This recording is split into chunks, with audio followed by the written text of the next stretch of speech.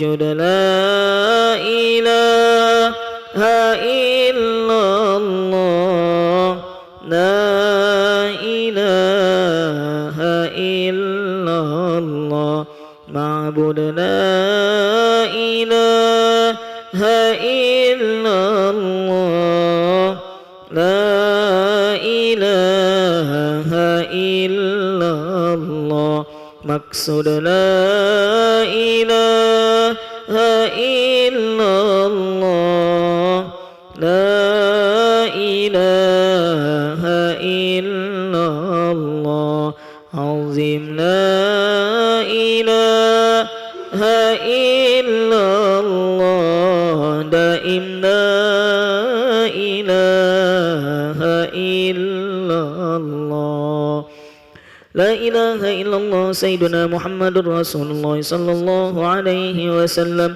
كلمة الحق عليها نحيا وعليها نموت وعليها وبها نبعث إن شاء الله تعالى وأنت من الآمنين آمين إن الله وملائكته يصلون على النبي يا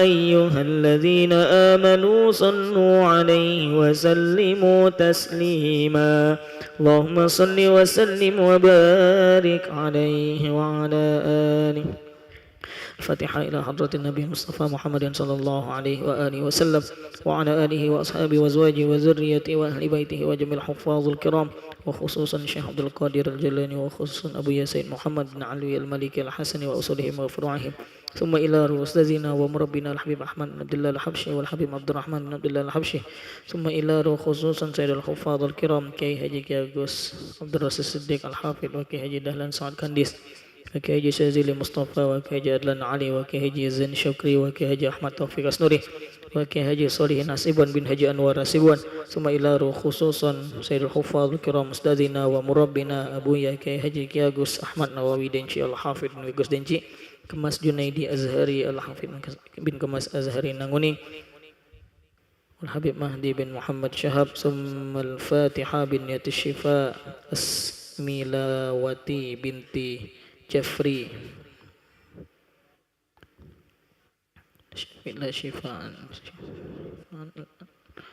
Ajilan la yuwadiru saqaman وجميع المسلمين والمسلمات ولكل نية صالحة وعلنا وما سلفنا الصالح وإلى حضرة النبي مصطفى محمد صلى الله عليه وآله وسلم الفاتحة أعوذ بالله من الشيطان الرجيم بسم الله الرحمن الرحيم الحمد لله رب العالمين الرحمن الرحيم مالك يوم الدين إياك نعبد وإياك نستعين اهدنا الصراط المستقيم صراط الذين أنعمت عليهم غير المغضوب عليهم ولا الضالين آمين بسم الله الرحمن الرحيم الحمد لله رب العالمين حمدا يوافي نعمه ويكافئ مزيدا يا ربنا لك الحمد كما ينبغي لجلال وجهك الكريم وعظيم سلطانك اللهم صل وسلم على سيدنا محمد صلاة تكون لكل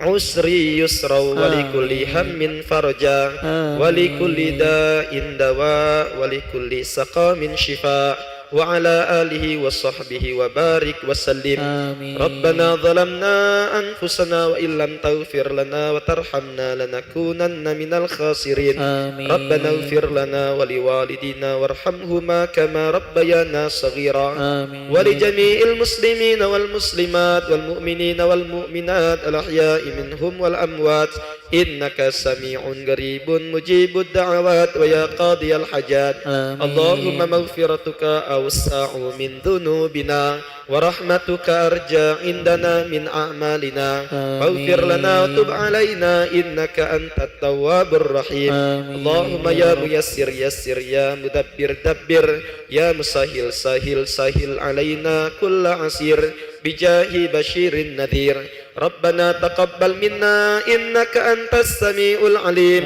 وتب علينا إنك أنت التواب الرحيم ربنا آتنا في الدنيا حسنة وفي الآخرة حسنة وقنا عذاب النار. آمين. صلى الله على اللهم سيدنا صل وسلم محمد وبارك وآله عليه. وصحبه وسلم.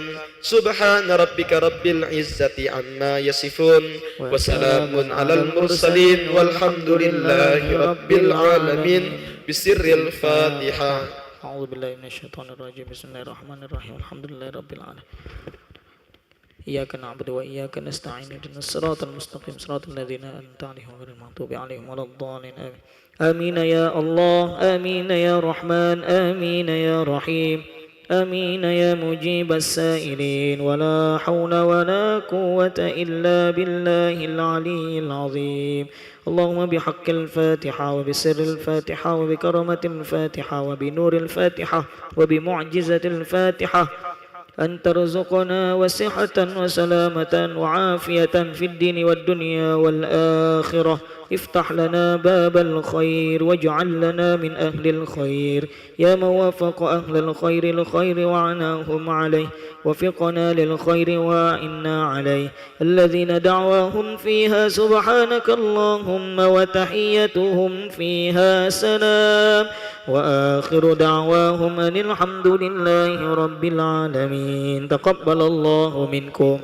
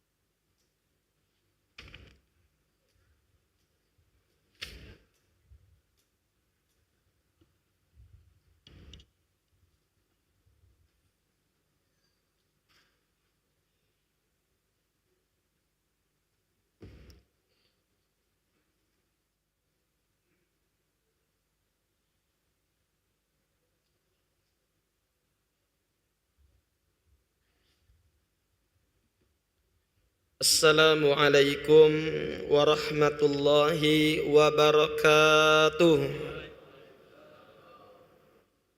Alhamdulillah alladzi akramana bi anwaril Qur'an. Wassalatu wassalam ala sayyidina Muhammadinil Mustafa sayyidi waladi Adnan wa alihi wa ashabihi wattabi'ina lahum bi ihsan. Subhanaka la ilma lana illa ma 'allamtana innaka antal alimul hakim. Ya Fattah ya Mannan, amma ba'du. Bapak, Ibu, saudara-saudari, hadirin hadirat jamaah Masjid Agung Sultan Mahmud Badaruddin Jayawikromo, yang mudah-mudahan kita sekalian mendapatkan cucuran pandangan rahmat serta limpahan keberkatan dari Allah Subhanahu wa taala. Terutama hujah dan puji syukur selalu kita haturkan kehadirat Allah atas kenikmatan yang dianugerahkan kepada kita sekalian, sehingga malam hari ini kembali kita pacak berkumpul usai bersama menjalankan solat maghrib secara berjamaah yang kita lanjutkan dengan kajian dari ilmu tafsir Al-Quran. Tentunya kita berharap hadirin weekend ini akan menjadi amal terbaik dicatat di setiap lembar amal yang bakal kita baca kelak di hari kiamat, menjadi penyebab keridhaan Allah tercurah kepada kita di dunia, terlebih lagi di akhirat dengan keridhaan yang dilambangkan berupa syurganya Allah. Amin ya rabbal alamin. Salawat teriring salam selalu tercurah kepada junjungan kita Nabi besar Muhammad sallallahu alaihi wasallam serta keluarga, sahabat, kerabat dan segenap pengikut beliau hingga akhir zaman. Hadirin hadirat yang dimuliakan Allah, dalam kesempatan ini kita akan membaca tafsir Quran dari surat An-Nur ayat ke-27. Allah Subhanahu wa taala berfirman, A'udzu billahi minasy syaithanir rajim. Bismillahirrahmanirrahim. Ya ayyuhalladzina amanu, wahai orang-orang yang beriman, la tadkhulu buyutan ghaira buyutikum, janganlah kalian masuk rumah-rumah yang bukan rumah kalian, hatta tasta'nisu wa tusallimu ala ahliha, sampai kalian meminta izin dan mengucapkan salam atas penghuninya. Dzalikum khairul lakum la'allakum tadzakkarun. Hal tersebut lebih baik untuk kalian agar kalian selalu ingat. Hadirin hadirat yang dimuliakan Allah, tentunya para ulama tafsir menyatakan bahwa ayat ini turun dikarenakan satu sebab, yang dimana di zaman Nabi Muhammad sallallahu alaihi wasallam annam ra'atan atatin Nabiyya sallallahu alaihi wasallam, ada seorang perempuan natangi baginda Rasul sallallahu alaihi wasallam. Faqalat, maka dia berkata, ngomong sama Nabi, ya Rasulullah, inni akunu fi baiti alal halatil lati la uhibbu ayyarani alaiha ahad. Sesungguhnya aku ini berada di dalam rumah atas keadaan yang aku tak pengen seorang pun nyingok aku dalam keadaan tersebut.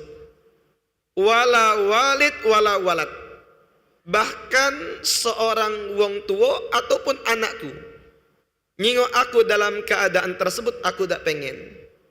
Fayatiyani atin fayadkhula alayya fakaifa asna.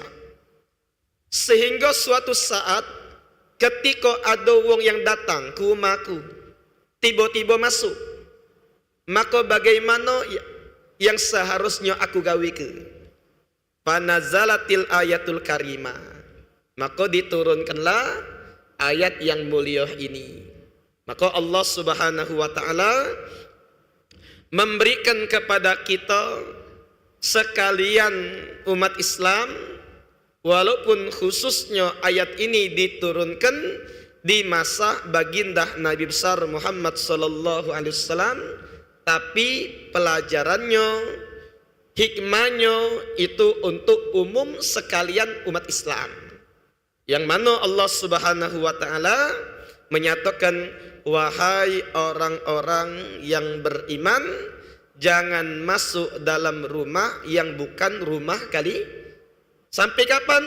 Sampai kalian minta izin dan mengucapkan salam atas penghuninya.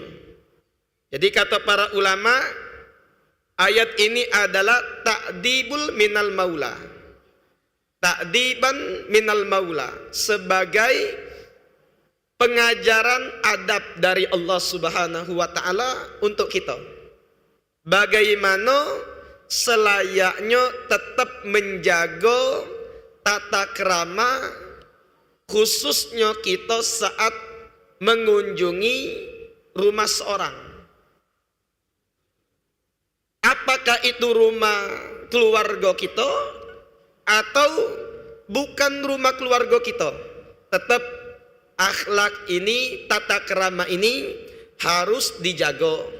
Apa dia yang harus kita gawikan? Dua kok minimal. Yang pertama, al-istidzan, meminta izin untuk masuk dalam rumah tersebut. Tak boleh ngonyor. Termasuklah ketika kita masuk di dalam warung yang dimana di sana terdapat privasi, atau apalagi rumah walaupun yang memang biasa kita kesana. Ustaz, wong ini punya rumah dulu aku nian, aku berkawan sama dia dari kecil, dari SD sudah sama-sama madai. Aku nak minta izinnya, sudah biasa kami. Dia masuk rumahku, aku masuk rumah dia. Tetap harus kita menjaga adab. Kenapa? Hikmahnya. Nah, ini salah satunya dari apa yang kita dengar berupa sebab diturunkan ayat. Takutnya di rumah wong tersebut, bahkan itu adalah keluarga kita, ada perempuan atau laki-laki yang memang tidak galak dijingok keadaannya saat kita masuk. Mungkin dia tak berjilbab, atau mangcik tadi lagi dewean maki celana pendek masih. Tak pengen dia dijingok wong. Sekiranya kalau kita amalkan adab ini, minta izin, sehingga dia tahu, oh ada wong yang nak masuk. Apalagi kita jawab, kita ucapkan salam. Nah, sehingga kalau seumpama disuruh dan diizinkan kita masuk, diaturi, baru diperbolehkan kita untuk masuk. Tapi seumpama sudah kita minta izin, kemudian tidak kata yang nyawab, tidak kata yang mempersilakan, maka tidak diperkenankan untuk kita masuk ke rumah tersebut. Berapa kali Ustadz minta izinnya?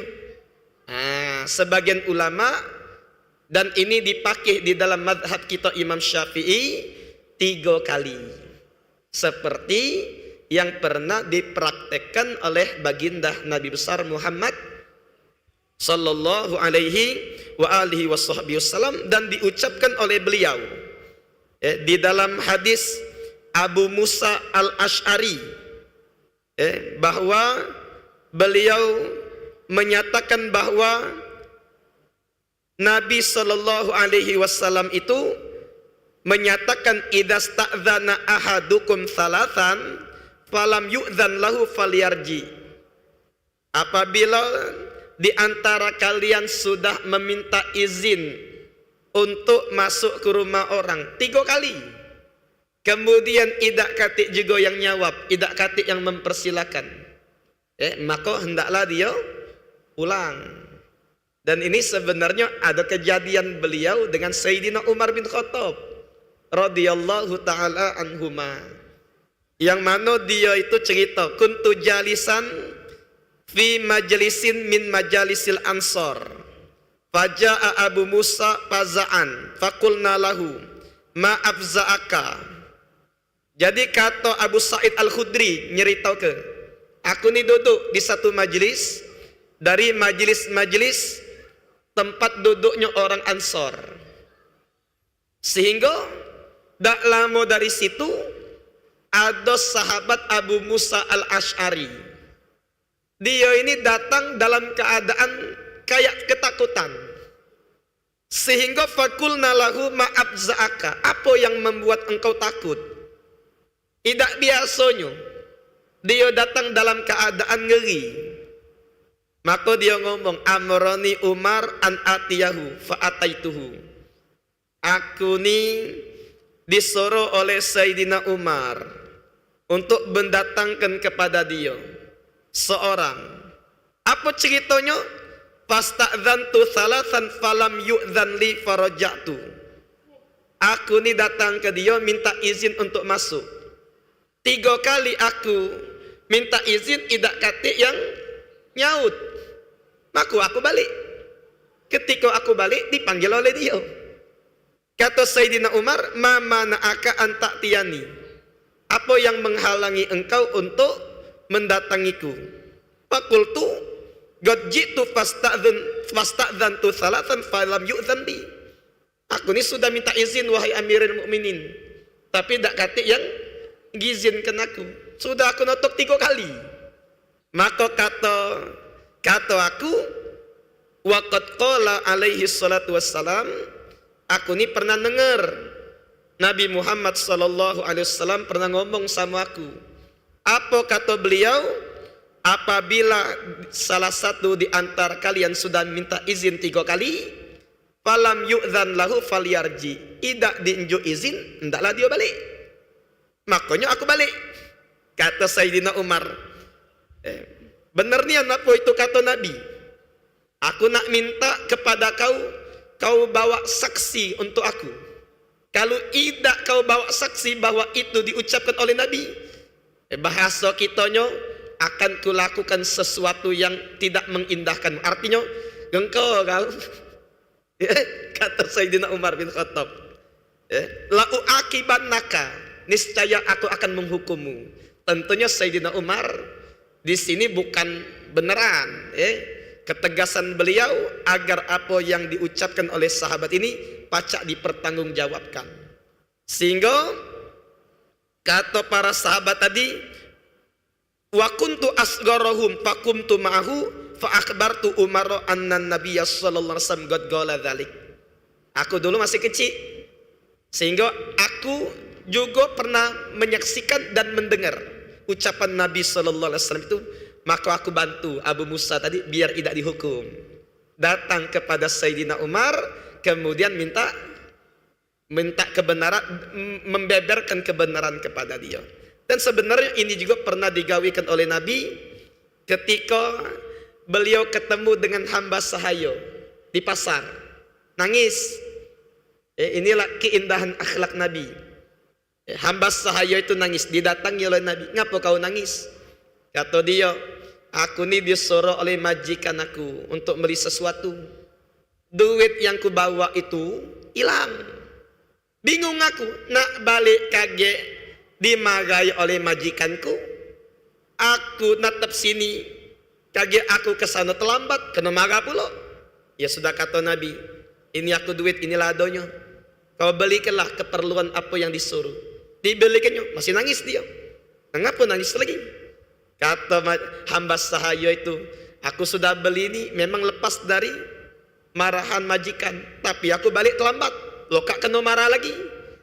Akhirnya luar biasanya kekasih Allah ini, dia yang ngantarkan hamba sahaya itu untuk balik ke rumah majikannya. Dan syahidnya yang pengen kita sampaikan, Nabi SAW yang notok rumahnya, ya, notok rumahnya, dan beliau mengucapkan salam, didengar oleh penghuni rumah itu. Ini suara Nabi. Apa gawi Nabi kesini? Ya Allah, langkah lemaknya kita, beruntungnya kita hari ini. Tak kata orang yang lebih beruntung malam ini, hari ini melebihi kita. Ngapa? Wong paling mulia datang ke rumah kita. Akhirnya biarlah, tak usah dijawab dulu. Kenapa? Karena biasanya Nabi SAW kalau dia mengucapkan salam 3 kali. Otoknya lagi oleh Nabi mengucapkan salam.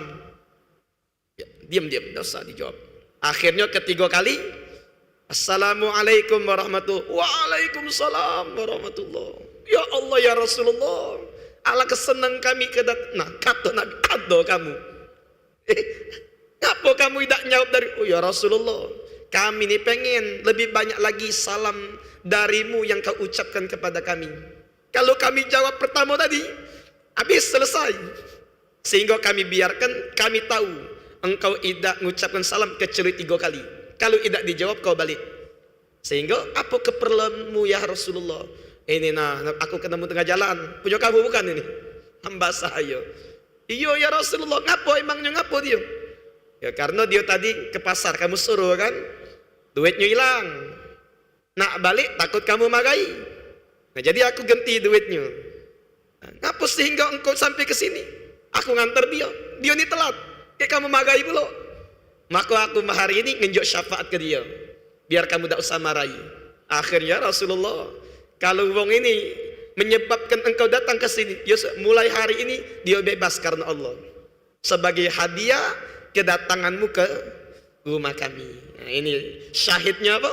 Nabi SAW tadi mengucapkan salam sebanyak 3 kali. Nah ini perlu kita perhatikan. Ini hari tidak lagi diamalkan yang semacam ini. Nah 3 kali, 4 kali, 5 kali, 6 kali, laju pokoknya. Tak tahu orang lagi tidur, orang lagi sibuk, pokoknya sampai dibuka ke lawang itu. Nah ini sudah tidak sesuai dengan ajaran baginda Nabi Muhammad Sallallahu Alaihi Wasallam. Jadi hanya 3 kali. Dan bisa juga hal yang semacam ini dikiaskan kepada komunikasi kita melalui HP. Sehingga kalau kita diaman dulu bahasanya duk ale, totok dia. Kita nelepon tuh suruh totok artinya. Jadi kalau kita miss call ke wong nak nelepon wong, sekali tak diangkat boleh kita nelepon lagi. 2 kali tak diangkat boleh yang ketiga. 3 kali tidak diangkat ya sudah kaget dulu. Mungkin kita kirim WA baik, pesan. Jangan kaget panggilan tak terjawab 10 kali. Nah ini wong ingam kaget dengan kita. Cukup 3 kali diangkat, alhamdulillah. Tidak, kita kirim pesan. Kalau memang itu pentingnya, kayak gitu. Nah kemudian di sini juga di antara ulama dalam tafsir ahkamnya, mana yang didulukan? Halis salam qabla isti'dzan atau ba'dahu? Apakah kita ketika nak ke rumah wong, kita minta izin dulu atau kita salam dulu? Nah ini memang berbeda pendapat di kalangan ulama tafsir dan ulama fikih. Ada yang ngomong ya sesuai dengan ayat, Allah nyatakan hatta tasta'dzinu wa tusallimu ala ahliha. Minta izin dulu baru salam. Ini sebagian ulama. Dan minta izin di sini tidak perlu. Aku minta izin ya, tidak perlu. Notoknya kita kata para ulama sudah terkategori minta izin. Atau zaman sekarang ini dengan kita mencit bel. Nah, itu juga kata para ulama fikih dikiaskan dengan minta izin. Nah, ting tong baru kita assalamualaikum. Itu yang pendapat pertama. Tapi waqalal jumhur, kebanyakan mayoritas ulama fikih dan ulama tafsir menyatakan afdolnya ngucap salam dulu baru kita minta izin. Itu yang paling dipilih, khususnya mazhab Imam Syafi'i. Jadi kita assalamualaikum baru tok tok tok. Assalamualaikum baru mincit bel. Nah itu paling afdol. Tapi ada juga yang memperinci. Kalau ada wongnya, kita datang ke rumahnya, ada wong ketemu dengan dia, langsung salam. Kita ucapkan salam, kemudian minta izin.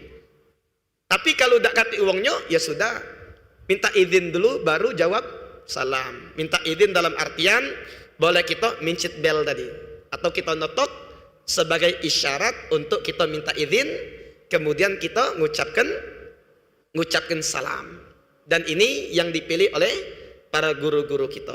Ada uangnya, ucapkan salam dulu, baru minta izin. Tapi kalau tak kati uangnya, kita minta izin dulu, baru kita ngucapkan salam. Ini adalah pacak diambil dari beberapa hadis yang dipakai oleh para ulama baik zaman dahulu maupun yang di zaman kita sekalian. Nah, kemudian ada juga hukum-hukum syariat di dalam perkara ini. Kata para ulama, apakah minta izin dan salam itu adalah kewajiban bagi orang yang setiap nak masuk rumah?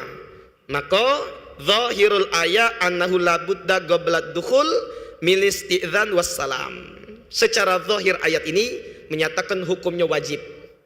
Minta izin sama mengucapkan salam. Sekiranya kalau ada wong yang ngonyor baik, dia walaupun ada wongnya langsung dia, mana coy, masuk ya aku tidak mengucapkan salam nih, berdosa dia. Menurut zahir daripada ayat ini. Tetap untuk apa? Agar wong yang ada di rumah tersebut lebih bersiap-siap bahwa ada yang nak masuk, maka seumpama di antara mereka auratnya masih terbuka atau keadaannya tidak pengen dijingok oleh wong yang masuk tersebut, maka kita yang ada dalam rumah pacak mempersiapkan diri untuk melayakkan pandangan wong yang masuk ke rumah kita, walaupun itu adalah keluarga kita dewe. Bahkan para ulama menyatakan walaupun itu wong tua kita atau anak kita. Ada seorang sahabat perempuan ngomong, aku ni malu nian kalau dijengok oleh anak aku ketika dalam keadaan tidak pantas dalam berpakaian. Maka dari situlah kata para sahabat yang lain, wajibnya untuk seorang yang masuk mengucapkan salam dan minta izin. Mudah-mudahan dengan ayat ini Allah Subhanahu wa taala menambahkan ghirah, cemburu kita di dalam menjaga kehormatan rumah tangga kita. Jangan sampai dimasuki dan dijingok oleh wong yang tidak boleh melihat apa yang ada dalam rumah kita, terkhusus pada anak-anak perempuan kita. Dan kita mohon kepada Allah, apa yang kita bahas ini menjadi ilmu yang bermanfaat, pacak kita amalkan dalam kehidupan dunia, menggapai insyaAllah kebahagiaan dunia akhirat dengan pelajaran dan tuntunan Allah serta Nabi besar Muhammad sallallahu alaihi wasallam. Amin ya rabbal alamin. Terima kasih atas perhatian. Mohon maaf atas kekurangan, kepada Allah mohon ampun. Billahi taufik wal hidayah. Wassalamualaikum warahmatullahi wabarakatuh. Bismillahirrahmanirrahim. Alhamdulillahi rabbil alamin. Allahumma salli wa sallim ala sayyidina Muhammad wa alihi wa sahbihi ajma'in. Allahumma ja'al jam'ana hadha jam'an marhuma wa tafarruqana min ba'dihi tafarruqan ma'suma wa la taj'alna wa man ma'ana syaqiyan wa la mahruma birahmatika ya arhamar rahimin. Sallallahu ala sayyidina Muhammad wa alihi washabihi wasallam. Walhamdulillahi rabbil alamin. Wassalamu alaikum warahmatullahi wabarakatuh.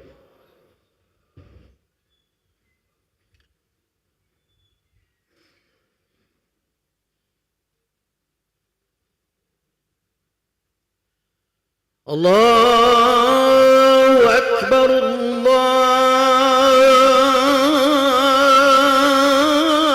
Allahu akbar, Allahu akbar.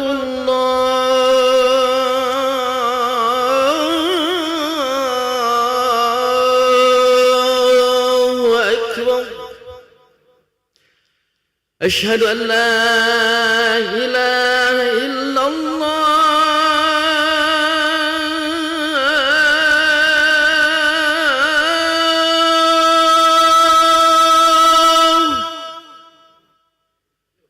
أشهد أن لا إله إلا الله.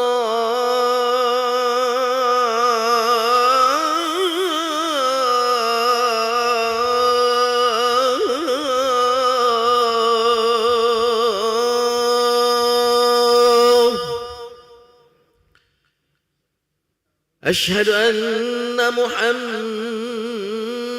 رسول الله.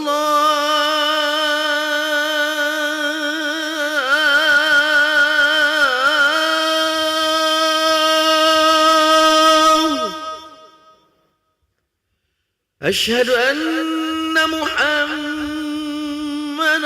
رسول الله.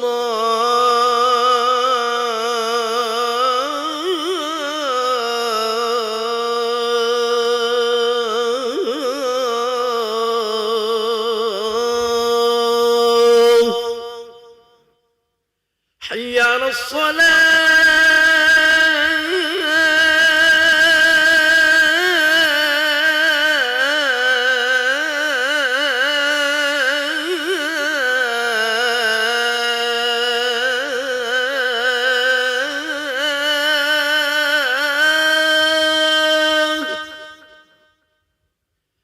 حي على الصلاة.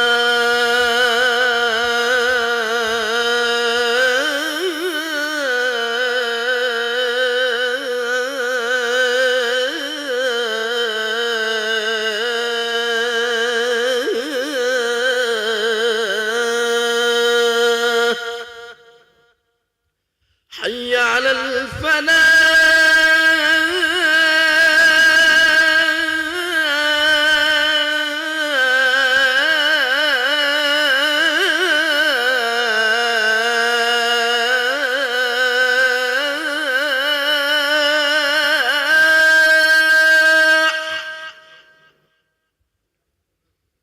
حي على الفلاح.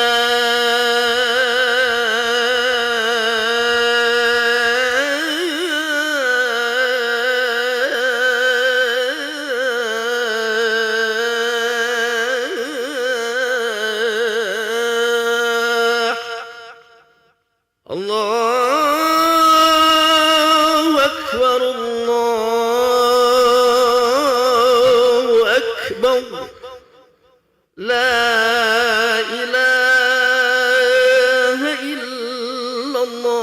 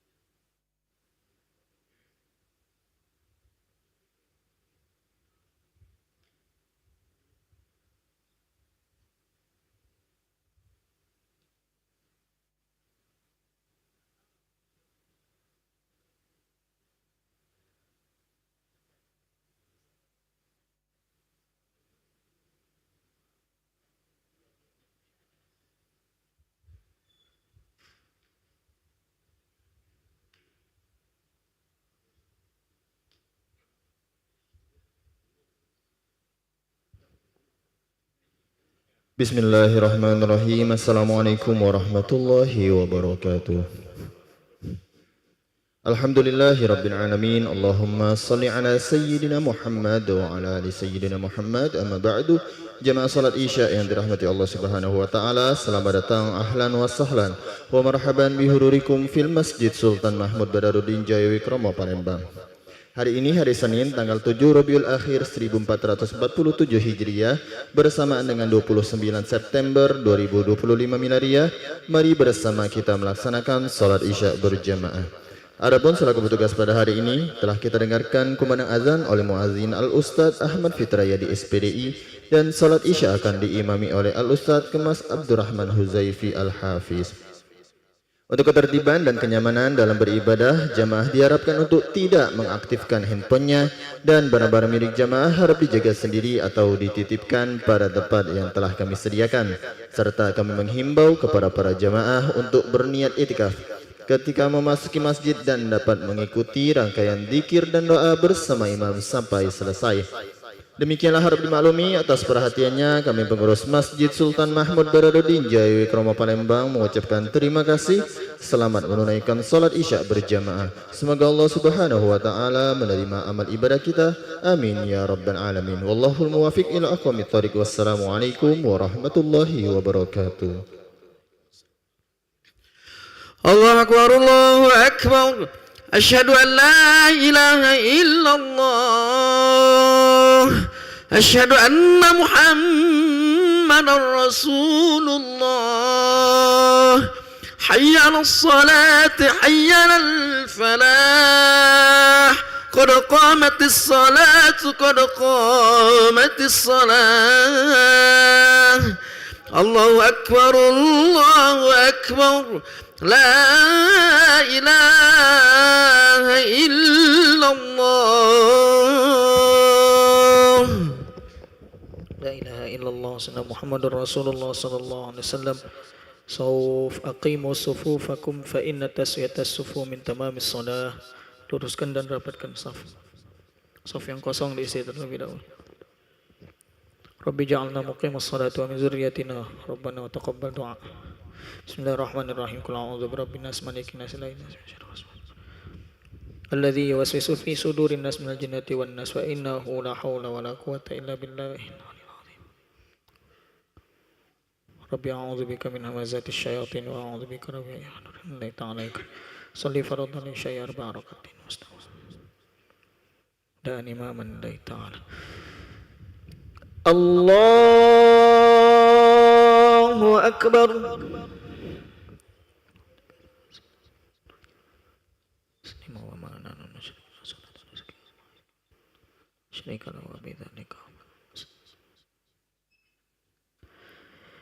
بسم الله الرحمن الرحيم الحمد لله رب العالمين الرحمن الرحيم مالك يوم الدين إياك نعبد وإياك نستعين اهدنا الصراط المستقيم صراط الذين أنعمت عليهم غير المغضوب عليهم ولا الضالين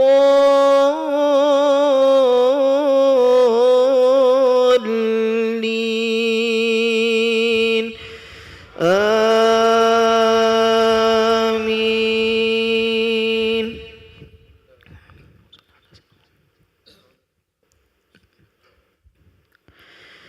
إن الأبرار لفي نعيم وإن الفجار لفي جحيم يصلونها يوم الدين يصلونها يوم الدين وما هم عنها بغائبين. وما أدراك ما يوم الدين ثم ما أدراك ما يوم الدين يوم لا تملك نفس لنفس شيئا والأمر يومئذ لله. بسم الله الرحمن الرحيم. ويل للمطففين الذين إذا اكتالوا على الناس يستوفون وإذا كالوهم أو وزنوهم يخسرون. ألا يظن أولئك أنهم مبعوثون ليوم عظيم يوم يقوم الناس لرب العالمين. كلا إن كتاب الفجار لفي سجين وما أدراك ما سجين كتاب مرقوم.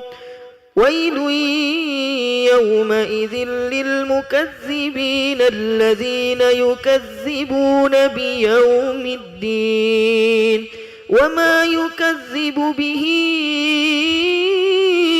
إلا كل معتد أثيم. إذا تتلى عليه آياتنا قال أساطير الأولين. كلا بل ران على قلوبهم ما كانوا يكسبون. كلا إنهم عن ربهم يومئذ لمحجوبون. ثم إنهم لصالو الجحيم. ثم يقال هذا الذي كنتم به تكذبون.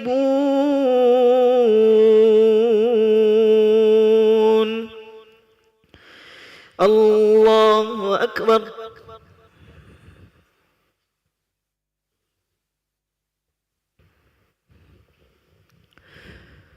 سمع الله لمن حمده. ربنا ولك الحمد مباركا فيه. الله أكبر.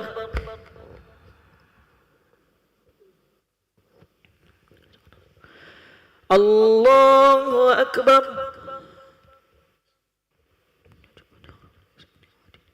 وعافني واعف عني.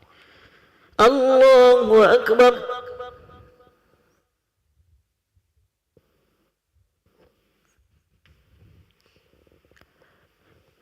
الله أكبر. بسم الله الرحمن الرحيم. الحمد لله رب العالمين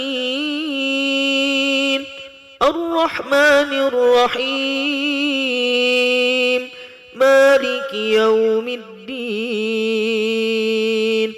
إياك نعبد وإياك نستعين. اهدنا الصراط المستقيم صراط الذين أنعمت عليهم غير المغضوب عليهم ولا الضالين.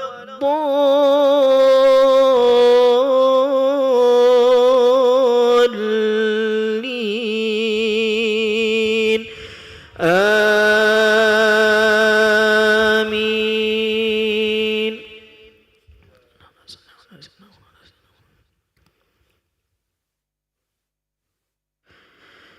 كلا إن كتاب الأبرار لفي عليين وما أدراك ما عليون. كتاب مرقوم يشهده المقربون. إن الأبرار لفي نعيم على الأرائك ينظرون تعرف في وجوههم نضرة النعيم. يسقون من رحيق مختوم ختامه مسك وفي ذلك فليتنافس المتنافسون ومزاجه من تسنيم عينا يشرب بها المقربون إن الذين أجرموا كانوا من الذين آمنوا يضحكون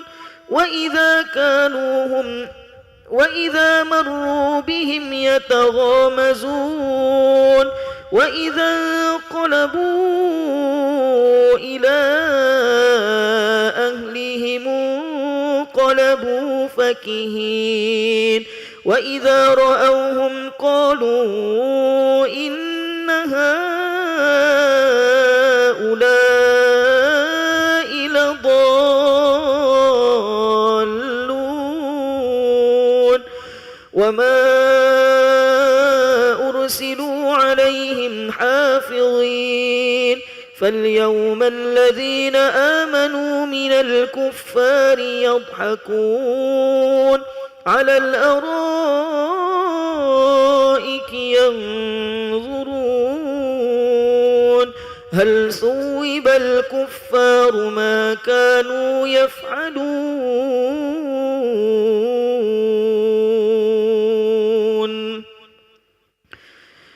الله أكبر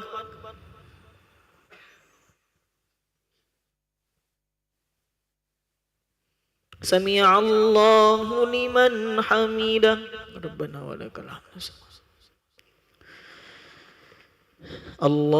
الله أكبر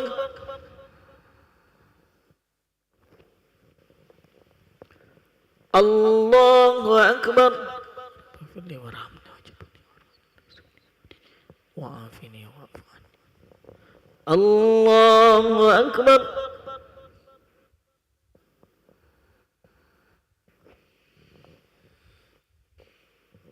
الله أكبر تحيات المباركة السلام عليك يا نبي ورحمة الله وبركاته السلام علينا وعلى عباد الله الصالحين أشهد أن لا إله إلا الله اللهم صل على سيدنا محمد وعلى آله وسلم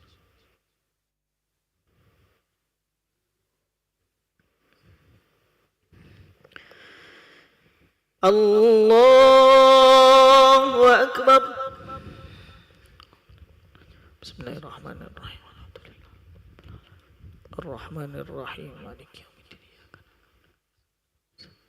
اهدنا الصراط المستقيم صراط الذين أنعمت عليهم غير المغضوب عليهم ولا الضالين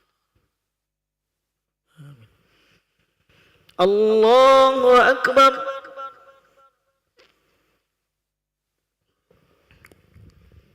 سمع الله لمن حمده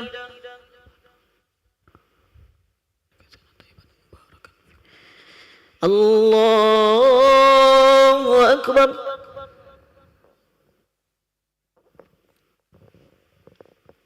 الله أكبر رب اغفر لي وارحمني واجبرني وارفعني وعافني واعف عني الله أكبر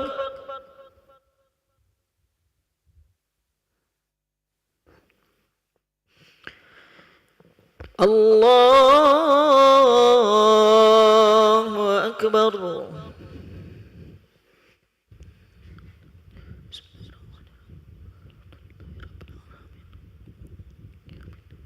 إياك نعبد وإياك نستعين صراط الذين أنعمت عليهم ولا الضالين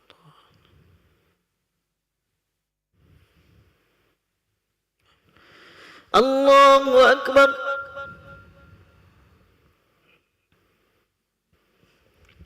سمع الله لمن حمده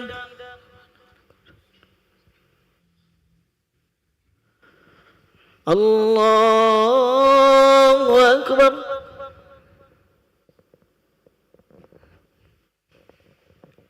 الله أكبر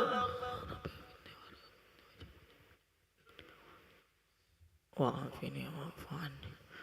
الله أكبر.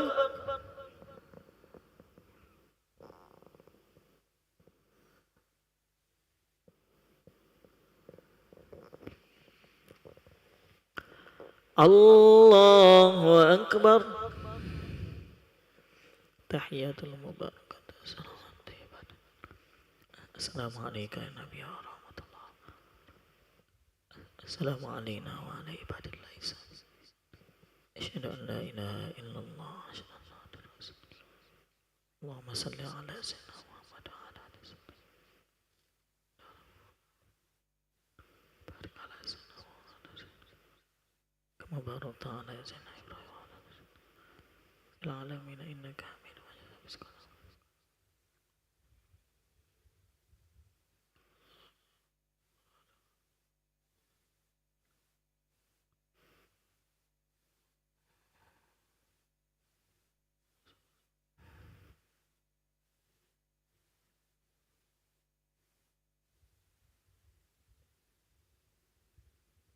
Assalamualaikum warahmatullah. Assalamualaikum warahmatullah. Wa na'udzubika min sakhatika wan nar. Astaghfirullahal azim. Astaghfirullahal azim. Alladzi la ilaha illa huwal hayyul qayyum wa atubu ilaih. Astaghfirullahal azim. الذي لا إله إلا هو الحي القيوم وأتوب إليه. أستغفر الله العظيم الذي لا إله إلا هو الحي القيوم وأتوب إليه. لا إله إلا الله وحده لا شريك له له الملك وله الحمد يحيي ويميت وهو على كل شيء قدير. لا إله إلا الله وحده لا شريك له له الملك وله الحمد يحيي ويميت وهو على كل شيء قدير. لا إله إلا الله وحده لا شريك له له الملك وله الحمد يحيي ويميت وهو على كل شيء قدير. اللهم اجرنا من النار. اللهم اجرنا من النار. اللهم اجرنا من النار. اللهم اجرنا من النار. اللهم اجرنا من النار. اللهم اجرنا من النار. اللهم اجرنا من النار سالمين. اللهم أنت السلام ومنك السلام وإليك يعود السلام.